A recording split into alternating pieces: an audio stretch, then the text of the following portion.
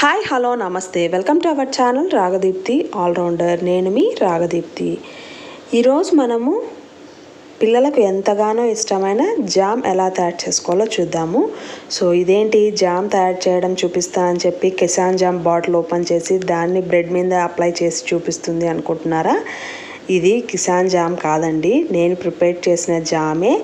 But పిల్లలు మనకి బయట దొరికే జామ్లో ఎంత ఇంట్రెస్ట్గా ఇంట్లో చేస్తే ఇష్టపడరు కదా. సో అందుకనే నేను ప్రిపేర్ చేసిన జామ్ని కిసాన్ దాంట్లోకి ఫిల్ చేసి ఇలా చూపిస్తున్నాను అనమాట. సో చూడండి, సేమ్ టెక్స్చర్ కూడా బ్రెడ్ మీద అప్లై చేసి చూపిస్తున్నాను కదా. సో ఇలాగే పర్ఫెక్ట్గా జామ్ ప్రిపేర్ చేసుకోవచ్చు ఇంట్లో.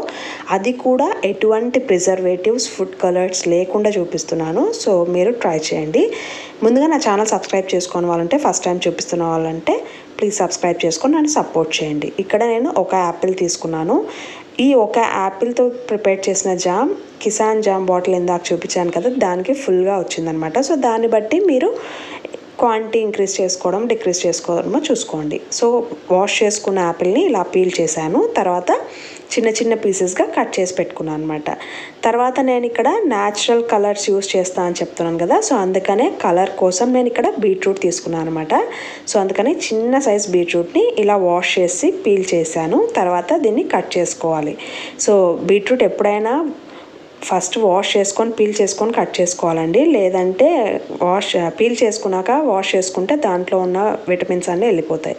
సో ఇప్పుడు కట్ చేసుకున్న యాపిల్ని అండ్ బీట్రూట్ని మనం స్టీమ్ చేసుకోవాలి. సో మనకి బొక్కల గిన్నె ఉంటుంది కదా, అది ఉన్నా పర్వాలేదు. ఒకవేళ లేకుంటే ఏం చేయాలన్న ఉద్దేశంతో ఇలా చూపిస్తున్నాను అనమాట. ఇలా పూరి దేవేసేది ఉంటుంది కదా, బూందీ చేసుకుంటారు, దాంట్లో చేసి చూపిస్తున్నాను. సో అదైతే ఇంట్లో ఎవరికైనా అవైలబిలిటీలో ఉంటుంది కదా. సో అందుకనే మనం కట్ చేసుకున్న యాపిల్, బీట్రూట్ ముక్కలన్నీ వడగంటే దాంట్లోకి వేస్తున్నాను. తర్వాత ఇప్పుడు దీన్ని స్టీమ్ చేసుకోవాలి. సో అందుకనే స్టవ్ ఆన్ చేసి కడాయి పెట్టి కొద్దిగా వాటర్ వేయండి. సో వాటర్ వేసిన తర్వాత ఈ జాలరీ గంటే అలాగే పెట్టలేము కదా డైరెక్ట్గా. సో అందుకనే దీన్ని నిలబడడానికి నేను ఇక్కడ స్టీల్ స్టాండ్ ఇలా యూస్ చేస్తున్నాను. సో ఒకటి వేసి చూశానండి. సో బట్ అది నీళ్ళలోకి మునుగుతుంది. సో అందుకనే ఇంకొక స్టాండ్ కూడా వేశాను. అలా కాకుండా బొక్కల గిన్నె వాడామంటే డైరెక్ట్గా బొక్కల గిన్నె పెట్టేసేయచ్చు అనమాట, పెద్దది. సో ఇలా పెట్టిన తర్వాత ఒక మూత పెట్టి బాగా స్టీమ్ చేసుకోండి ఒక 10 minutes. ఇప్పుడు చూపిస్తాను ఒకసారి. సో చూడండి, నీళ్ళు బాగా మరుగుతున్నాయి, బాగా స్టీమ్ అవుతుంది. ఎప్పుడైనా వెజిటేబుల్స్ని ఇలా స్టీమ్ చేసుకొని మనం జామ్ ప్రిపేర్ చేసుకుంటే చాలా టేస్టీగా ఉంటుంది. సో ఇలా ఒక 10 minutes అయినా స్టీమ్ చేసుకోండి. సో ఇప్పుడు చెక్ చేద్దాము స్టీమ్ అయ్యాయా లేదా అనేది. సో ఒక నైఫ్ తీసుకొని ఇలా ఒక పీస్ని ఇలా పెట్టండి, ఇలా లోపలికి వెళ్ళిపోతుంది. సో అందుకనే బాగా బాయిల్ అయినట్టు అర్థం అనమాట. ఇప్పుడు స్టవ్ ఆఫ్ చేసేసి ఈ యాపిల్ అండ్ బీట్రూట్ పీసెస్ అన్నీ చల్లారనివ్వాలి. సో అందుకనే నేను దీన్నన్నిటిని ప్లేట్లోకి ట్రాన్స్ఫర్ చేస్తున్నాను. ప్లేట్లోకి ట్రాన్స్ఫర్ చేసేసి వీటిని పూర్తిగా చల్లారనివ్వండి. సో చూడండి, ఇప్పుడు బాగా పూర్తిగా చల్లారిపోయాయి. సో ఇప్పుడు దీన్ని మిక్సీ జార్లోకి వేసుకోవాలన్నమాట. మిక్సీ జార్లోకి వేసుకొని మెత్తగా పేస్ట్ ప్యూరీ లాగా ప్రిపేర్ చేసుకోవాలి. సో ఇక్కడ ఎటువంటి వాటర్ వేయకూడదండి, ఓన్లీ డైరెక్ట్గానే ఇలానే మిక్సీ పట్టాలి. సో చూడండి, మెత్త పేస్ట్ అయిపోయింది కదా. సో ఇప్పుడు దీన్ని స్ట్రైనర్లో వేసి దీన్ని బాగా ఆ పల్ప్ అంతా వచ్చేసేటట్టు ఇలా స్ట్రైనర్ తీసుకున్నాను నేను. దీన్ని బాగా వడగొట్టాలన్నమాట. ప్యూరీ లాగా ఉంటుంది కాబట్టి ఎటువంటి వేస్టేజ్ ఉండదు. బట్ ఏదైనా చిన్న చిన్న పీసెస్ ఉంటాయన్న ఉద్దేశంతో ఇలా వడగొడుతున్నాను. సో గట్టి పేస్ట్ కదా, సో అందుకనే స్పూన్తో రాలేదని చేత్తో వేసాను. సో ఇలా గంటెతో ఇలా బాగా స్ట్రెయిన్ చేసుకోండి. సో చూడండి, వేస్టేజ్ అంటూ ఏం రాలేదు నాకు, మొత్తం పల్ప్ అంతా వచ్చేసింది. ఇలా చేసామంటే మనకు స్మూత్ జామ్ అనేది చేసుకోవచ్చు. ఇప్పుడు ఇలా వడగొట్టుకున్న దాన్ని మనం మెజర్ చేసుకోవాలి, ఎందుకంటే షుగర్ ఎంత యాడ్ చేసుకోవాలి అనే దాంతో మనకి అర్థమవుతుంది. సో నేను మెజర్ చేసింటే ఈ కప్ అయిందండి. సో అందుకనే అలాంటి కప్పుతోనే 3/4 కప్పు షుగర్ తీసుకోవాలి. ఒక కప్పు ప్యూరీ అయితే 3/4 కప్పు షుగర్ యాడ్ చేసుకోవచ్చు. సో ఇప్పుడు స్టవ్ ఆన్ చేసి కడాయి పెట్టి ఈ యాపిల్ ప్యూరీ ఉంది కదా, యాపిల్ బీట్రూట్ ప్యూరీ అది వేసేసి మన 3/4 కప్ షుగర్ కూడా వేసేసేయండి. వేసేసి దీన్ని బాగా బాయిల్ చేయాలన్నమాట.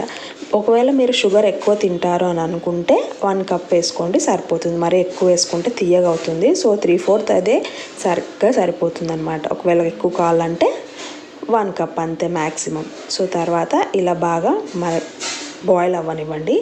సో షుగర్ వేసాం కదా, అది మెల్ట్ అయిన తర్వాత కొద్దిగా నీళ్ళగా అవుతుంది. అలా అయ్యి మళ్ళీ గట్టిగా అయ్యేంత వరకు బాగా మరిగించుకోండి. సో చూడండి ఇప్పుడు కొద్దిగా గట్టిగా అవుతూ ఉంది కదా. ఇప్పుడు ఈ స్టేజ్లో మనము లెమన్ జ్యూస్ పిండుకోవాలి. సో చూడండి ఇలా కొద్దిగా గట్టిగా పడే కొద్దీ లెమన్ జ్యూస్, ఇక్కడ 2 టేబుల్ స్పూన్స్ వరకు నేను లెమన్ జ్యూస్ స్క్వీజ్ చేశాను. లెమన్ జ్యూస్ ఎందుకు స్క్వీజ్ చేయాలి అంటే మనకి చల్లారిన తర్వాత కూడా మనకి జామ్ కన్సిస్టెన్సీ అనేది ఇలా బాగా ఉండాలన్నమాట.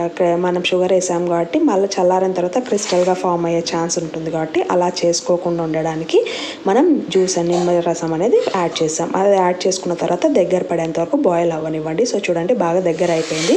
ఇప్పుడు మనకు జామ్ రెడీ అయిందా లేదా అని టెస్ట్ చేసుకోవడానికి కొద్దిగా పోర్షన్, 1 టేబుల్ స్పూన్ జామ్ తీసుకొని ఒక ప్లేట్లోకి ఇలా వేసుకోండి. వేసి ఆ ప్లేట్ని ఇలా బెండ్ చేయండి. బెండ్ చేస్తే ఆ జామ్ అనేది జారకుండా ఉంది అని అంటే మన జామ్ అనేది పర్ఫెక్ట్గా కుక్ అయిందని అర్థం.